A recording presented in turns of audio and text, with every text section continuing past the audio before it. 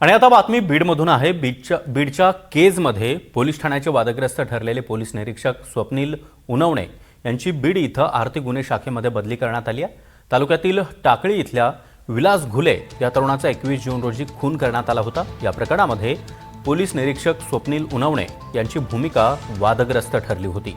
वेळोवेळी झालेल्या आंदोलनामध्ये स्वप्नील उनवणे यांच्या बदलीची मागणी देखील करण्यात येत होती। त्यानंतर आता उनवणे यांची आर्थिक गुन्हे शाखेमध्ये बदली करण्यात आली आहे। त्या ठिकाणी राहुल सूर्यतळ या अधिकाऱ्याची नियुक्ती करण्यात आल्याचं समजतं आहे। तिकडे नंदुरबारच्या शहादा शहरामधील समाज कल्याण वसतिगृहामध्ये विद्यार्थ्यांना अन्नातून विषबाधा झाल्याचा धक्कादायक प्रकार समोर आला आहे। डाळ भात, शेवग्याची भाजी त्याचबरोबर चपाती खाल्ल्यानंतर 15 मिनिटांनी विद्यार्थ्यांना उलट्यांचा त्रास जाणवू लागला। त्यामुळे त्यांना तातडीनं रुग्णालयात दाखल करण्यात आलं। वसतिगृहातील 40 ते 50 विद्यार्थ्यांना अन्नातून विषबाधा झाल्याची प्राथमिक माहिती मिळते।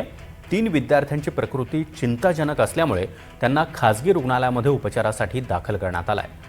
अन्नातून विषबाधा झालेल्या या सर्व विद्यार्थ्यांना शहादा ग्रामीण रुग्णालयामध्ये उपचार करण्यासाठी दाखल करण्यात आलं आहे। तहसीलदार संभाजी पाटील, प्रांत अधिकारी दीपक गिरासे शहादा पोलीस ग्रामीण रुग्णालयात दाखल झालेले आहेत।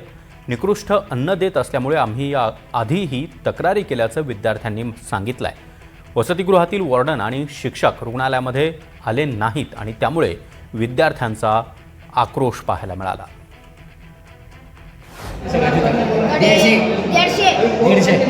कुठून आले तुम्ही सगळे? जे खायचे ना डस्टबिनमध्ये ते बाकी जेवण टाकायला जायचे ना ते डायरेक्ट तिथंच पडून जायचे ते।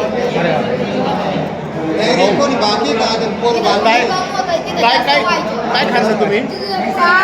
भात आणि शेवगाच्या शेंगा आणि चपाती। एक चपाती। किती वाजता जेवले तुम्ही? 7 वाजता जेवले। सगळे सोबतच जेवले का? लगेच सुरू झालं।